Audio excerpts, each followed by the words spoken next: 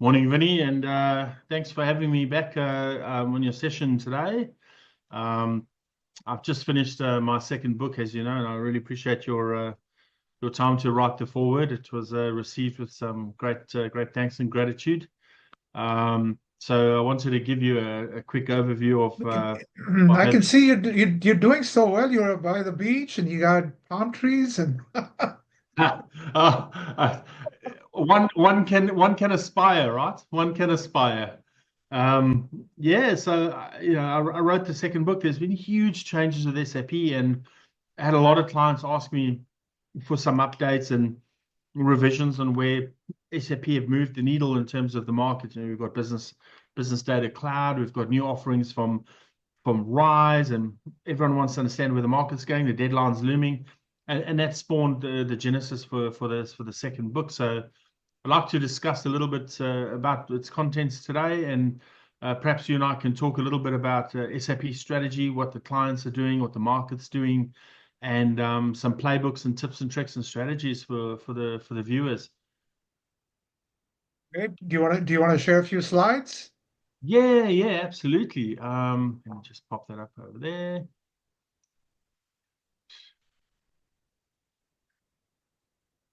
We can maximize that.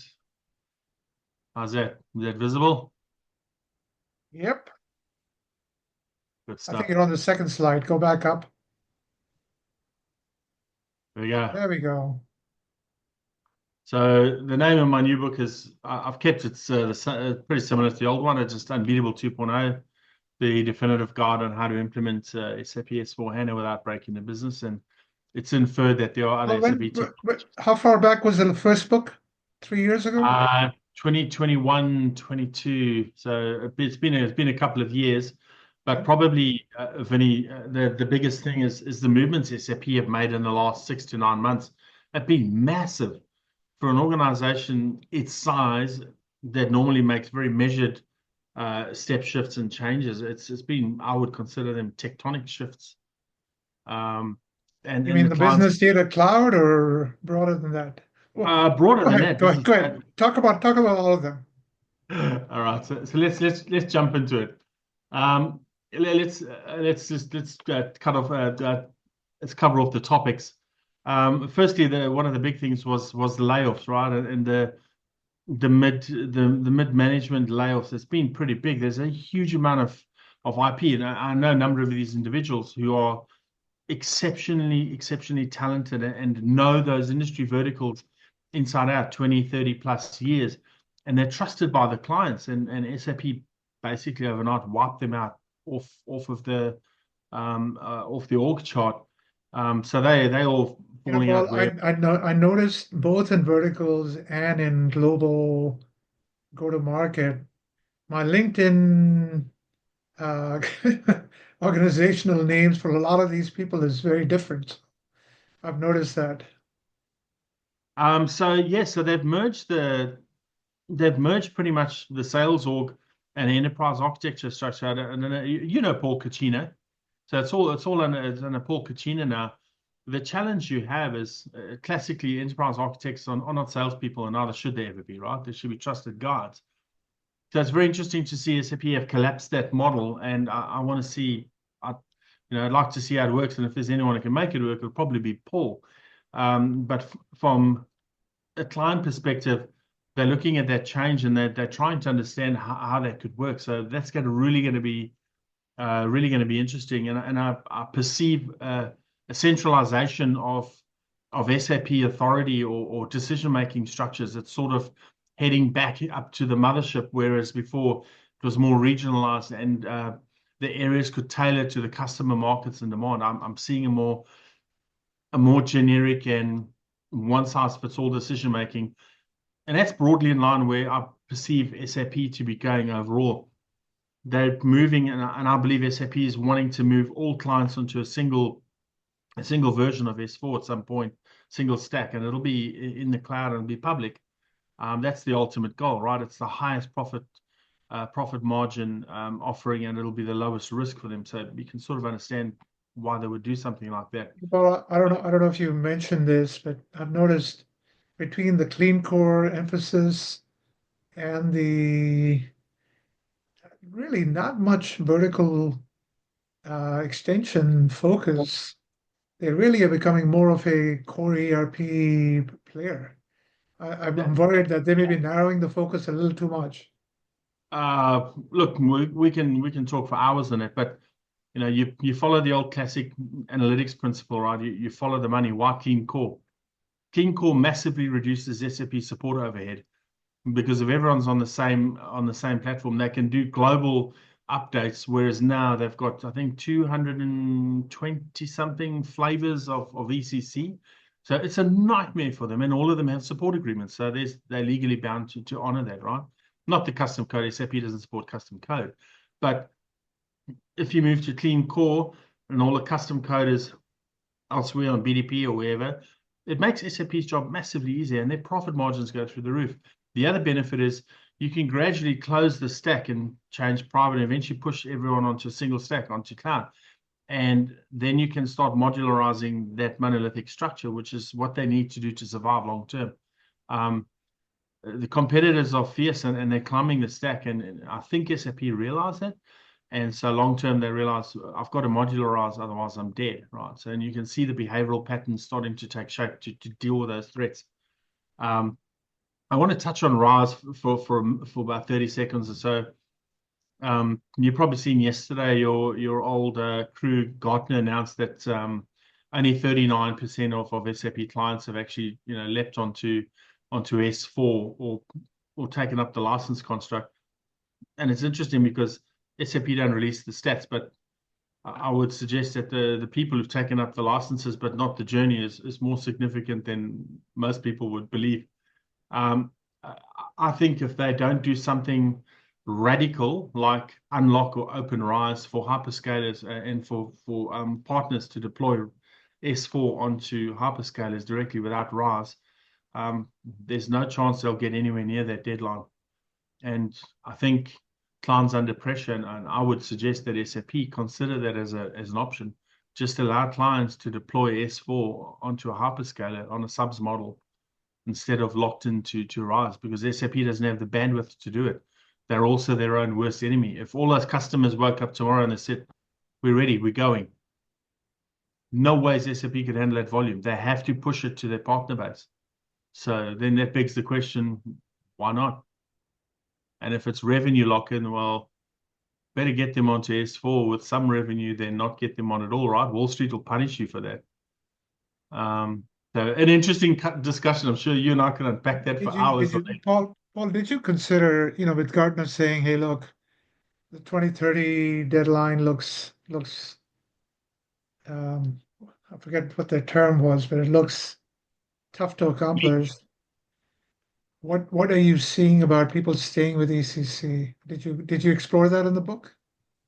Yes, and we actually cover that a little bit later on. I've Okay, got sorry. some Go ahead. playbooks and statistics. No, that's all good. I just want to touch for a moment on Business Data Cloud, BDC. I think it's a fantastic concept from SAP. I'm not a believer in version 1.0 of such large initiatives from SAP. I advise customers to stay away for the 1.0 version and let more daring clients go in for the first round. Let them shake it. Some of the big questions I have from the clients is how will the commercials work? How will indirect access, digital access work? Because if you're mashing up all these data sources from different third-party systems and environments, it's an absolute minefield of indirect access and licenses and data access. So my advice to clients is to first understand that, put up the guardrails around that, and make sure you understand, where your data is going. But the Business Data Cloud as a concept is amazing.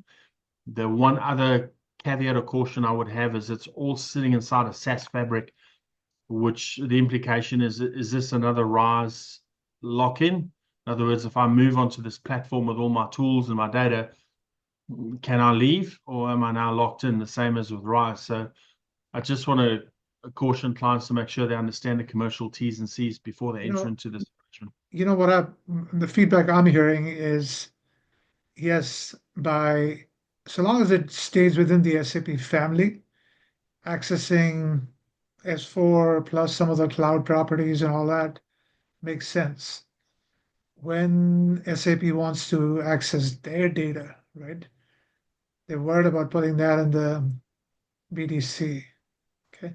So, for all the talk about, hey, look, all your data should be covered by this, I think it may be a little ambitious. Oh, well, and that's the caution I have around the construct, right? It all sits inside a SaaS fabric. You could see the way they illustrated it, everything was inside this a SaaS gilded cage. And like you say, within the SAP ecosystem, that's not a problem. You're exchanging product to product information to run your business.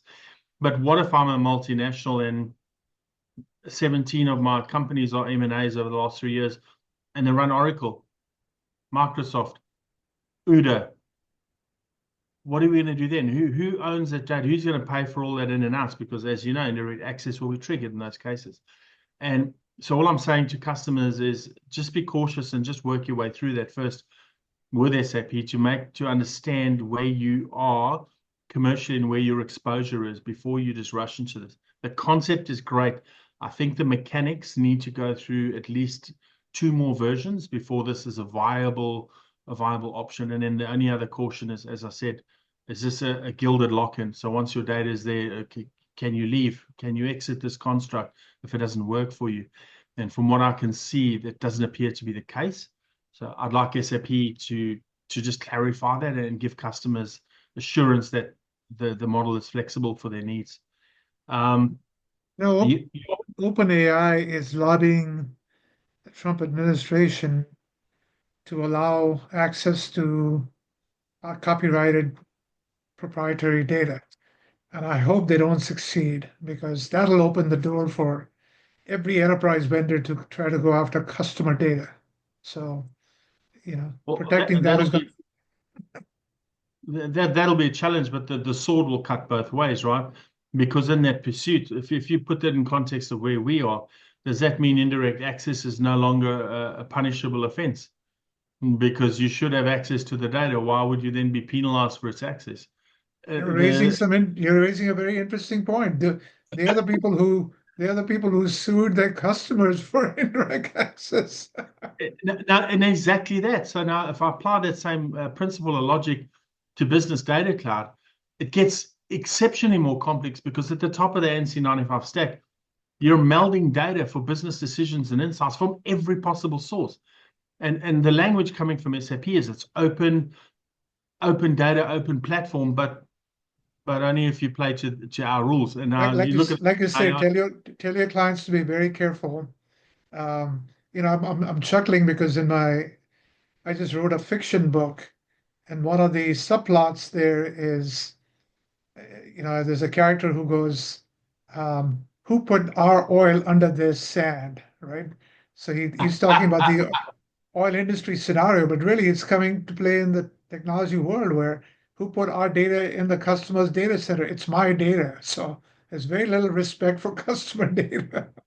I'm firmly of the belief that the corporate data pile is the last gold grab or last oil grab as far as tech is concerned, and I'm seeing very aggressive, very focused initiatives from the top vendors in the world to cannibalize, capitalize, and basically I call it land grab.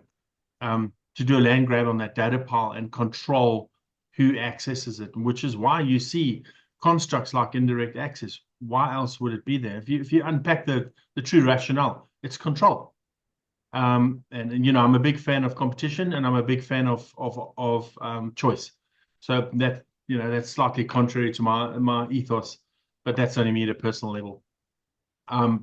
You touched on a little earlier around the market trends and customer responses. I just want to give the viewers a bit of a feel of the clients that I'm engaging with and what it is that they're doing around S/4HANA and their journeys. The overwhelming majority of them are doing brownfields.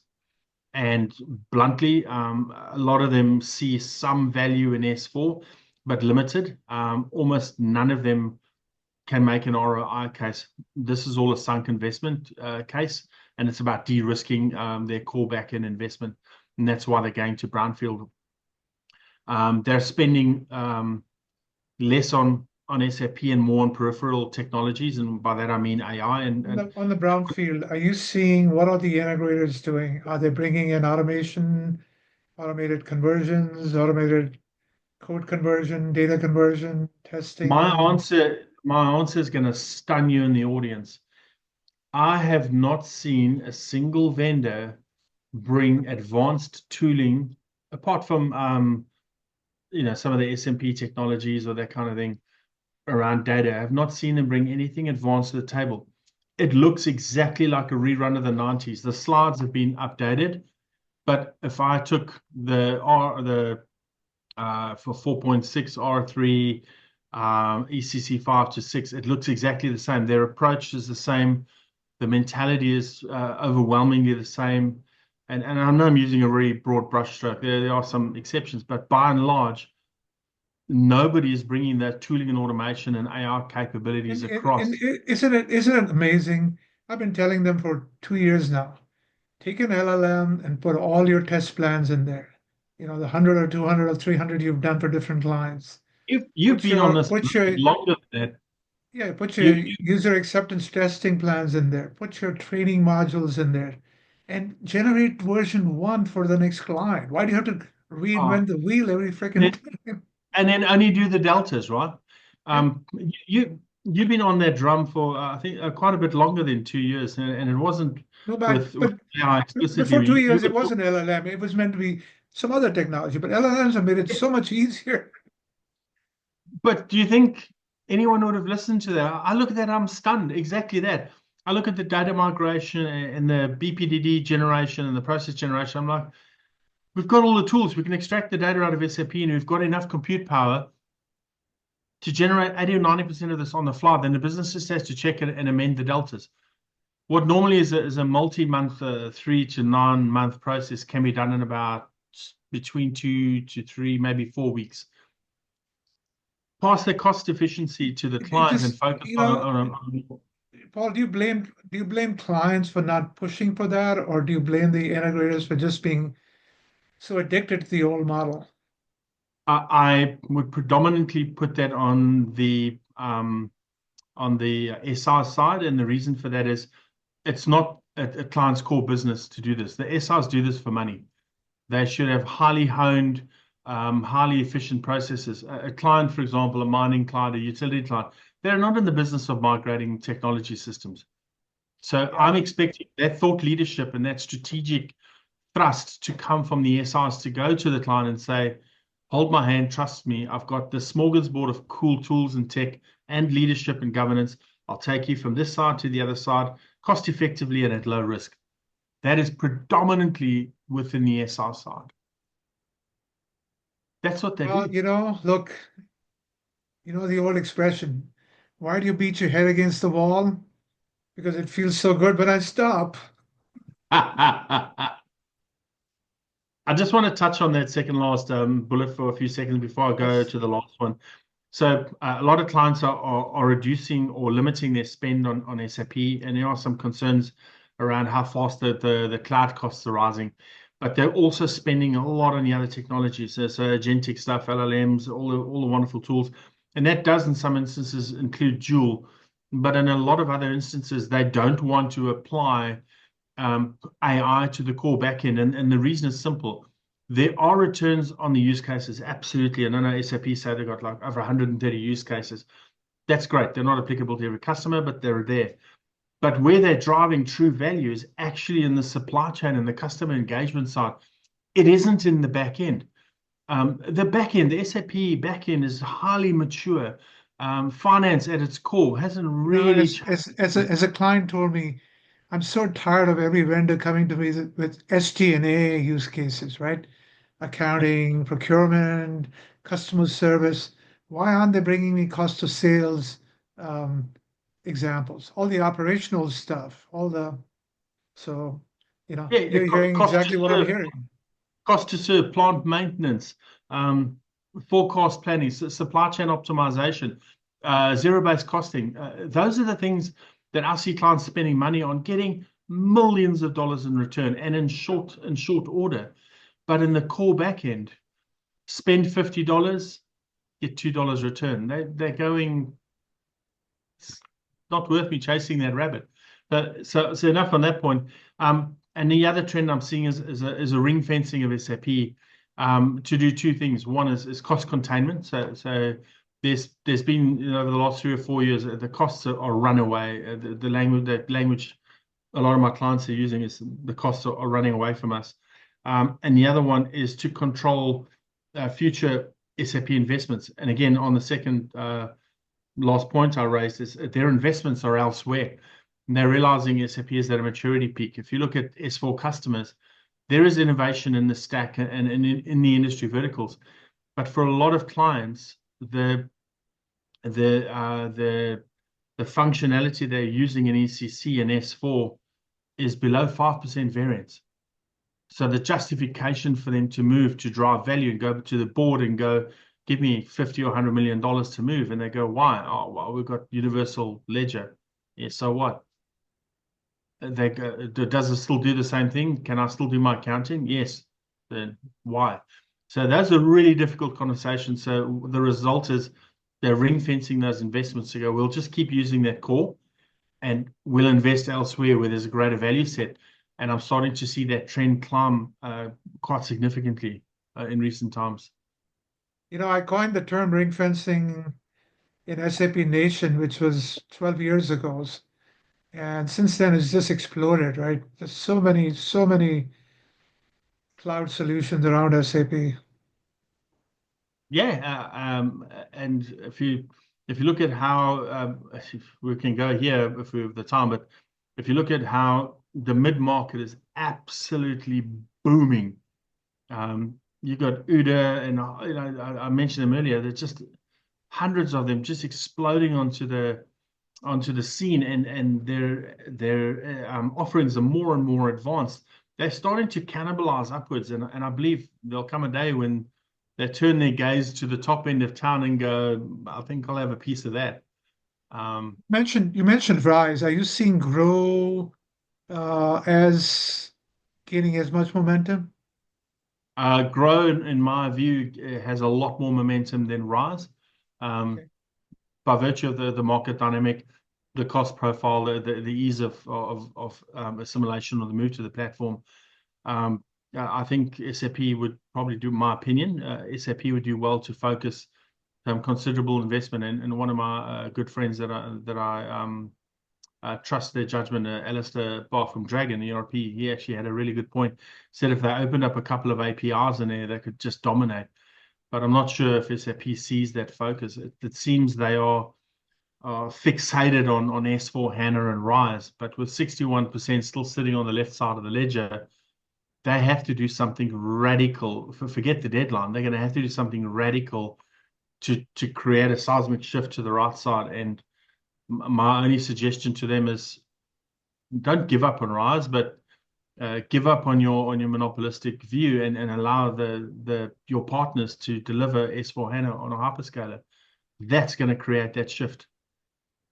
If you want a landslide of license sales to move to the other side of the ledger, that's the way to do it.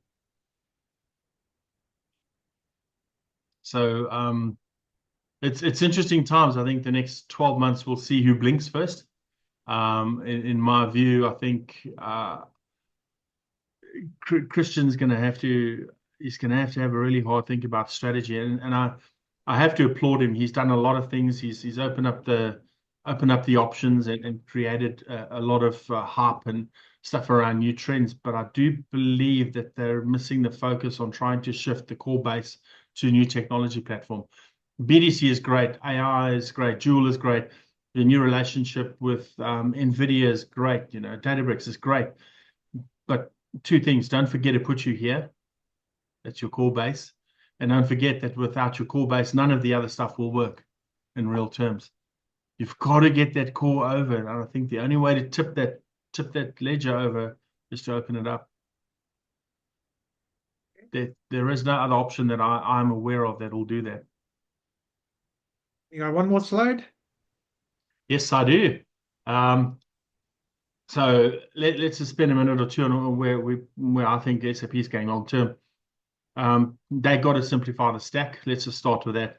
It's got to become more modular. It's got to become the integration is really good, but it's too tight. They've got to decouple it and modularize at the same time. They've got to get rid of the monolithic stack, or they're dead. And look, they've still got a couple of years lifespan in that, because that kind of thing doesn't go away overnight. And Oracle's in the same boat. But they've got to modularize it, and they've got to commoditize the service offerings.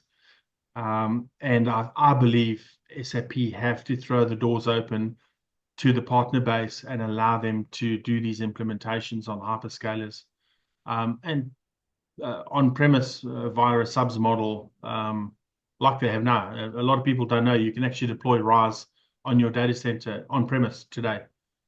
It's a very little known fact. Some model like that, just to open those gates, and that, I think, is their survival strategy. And then the one other thing, they've got to move the clients to a single code line, single code stack, and I believe that'll eventually be SAP Public, or whatever they end up calling it. It'll probably have Public or Cloud or HANA or something in it. That's SAP's chosen buzzwords. But they have to go to a single service offering at some point. Where they are now with hundreds of versions, it's not sustainable. You and I know that. But getting those clients onto that is part of the journey, which is why they started with clean core, banging on that drum, moving the code line out, etc., and then creating the extensibility framework and pushing the customers away from that central core. And look, behaviorally and culturally, that's a good thing. But there are some limitations and prescripts around it, so to clients to just be aware of that. You asked a really good question right in the opening of our session around what are the options for clients, right? So you got strategies, tactics, and playbooks, and I just want to touch on them for a second. So you can go in terms of S4HANA as a principle or construct. You can stay in ECC. I have a lot of clients who've decided there is no additional functionality that can justify to go to S4. So they're happy with their investment. ECC works, manages their business just fine, and they've decided to ring-fence ECC and invest elsewhere, again, on periphery. So my advice to those clients is you would do well to then look at a third party that supports your custom code as well, so like a Rimini or Spinnaker. You can stay with SAP, but they're just going to charge you more and more. And for that additional expense, you're not getting anything in return. Plus, they don't support custom code. So, if it was my money and I was the CFO, I'd move to a third party, save the money, and still get better coverage. So that is certainly a lot of clients are doing that. The other option is obviously on-premise. It's not what SAP wants, because obviously there's no commission payable to the account execs for that, and they want you on a subs model for forever revenue, which is where all the software vendors are going. But it is an option, and the reason why the clients that I talk to go for that option is because of the cost containment. I'll give you a really good example. I had a client that went from cloud back to on-premise, and within a couple of months, they had reduced their cost of owning and operating the SAP ecosystem by 60%. That is significant. Now, that's not for everybody, and it's not everyone's cup of tea, but I am seeing a trend backwards where the clients are moving core workloads back to on-premise for two reasons. One is cost containment. The other one is security, oddly enough. That's been a big driver in this decision-making conversation. So that is an option.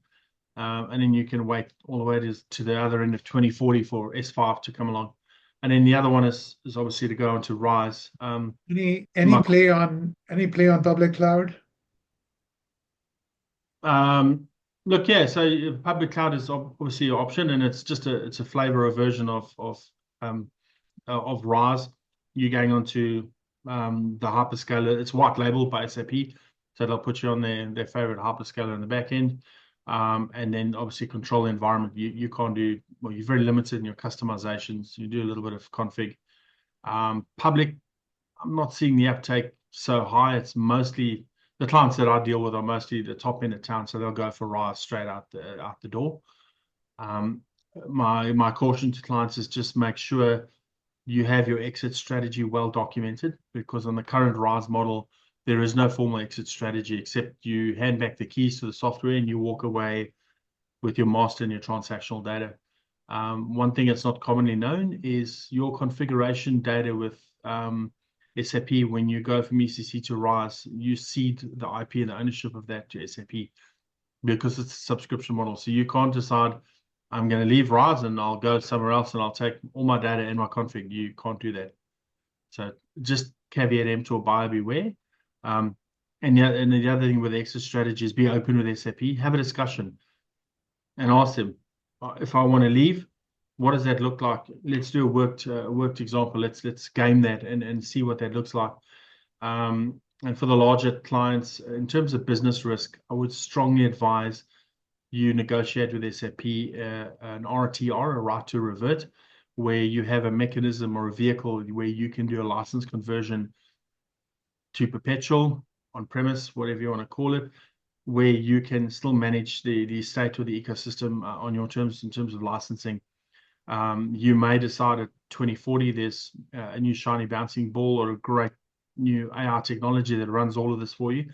You need to have a mechanism where you can still run your old platform while you're looking into the new option. And if you're running out of time in terms of your license agreement with SAP, you're in a very precarious and high-risk position with very little to bargain with. So again, this is just a negotiation you need to have with the vendor and make sure that you balance the risk with the investment with SAP. And you'll have some pretty robust conversations. You got any points on it, Vinnie? Any insights when you're talking to some of your clients around? I did have a question on the configuration. Don't most clients have it documented how they configure different switches? Yeah, but yes, I'm specifically referencing if you wanted to extract from one system to the next and then go. No. You're right. Not an automated, but you could reconfigure it using your You can, notes. yeah, you can. It's basically a new implementation. Huh? So the best way to do it, like when I move from cloud back to on-premise, I copy that over Sure. and I bring it back in, and then it's up and running. But you don't own it anymore, so now you can't do it. So you may have the configuration documented somewhere, but you still need to bring an army of consultants in to go and do all of that, test it. Whereas Yep. with the normal method, you bring it into the environment, you bring it up, and you just check it, and it runs the same way it did before.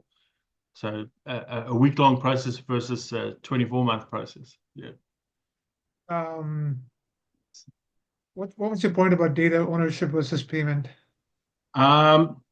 So some of the recent conversations and topics that have come up from board conversations I'm having is around business data cloud. Who owns the data when it's being because SAP talk about zero copy, a concept where we don't have to pull the data over into a data lake or a puddle or a this and that and merge and mash data, which is not actually true. It still does happen. It's just weird and wonderful witchcraft under the bonnet. But because I didn't quite believe that concept because it can't work in reality for all data types.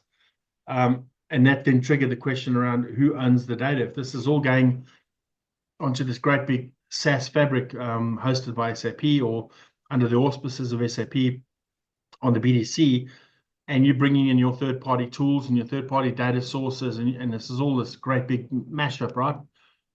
Who's going to own the data? So you really need to, my caution to clients is, this is a brand new world. There's new guardrails around security. Who owns the data? The AI that's going to mine it. What are the rules around that? The IP, your intellectual property. It's going to the back end to the AI, the LLMs, which in turn are using your data to train up. Is your IP then being leaked to a competitor? And that then spawned questions with clients around, well, if I'm training these LLMs and they're getting a benefit from it, I should get a payment, right? Because you're basically training or dog fooding these technologies on my ticket using my proprietary or my IP data pile. There should be some kind of a commercial consideration for that. And that sparked quite a firestorm in itself because I was sitting in a room with a vendor and the client was going, okay, I'll give you AI access to my data pile, but we've calculated its average cost.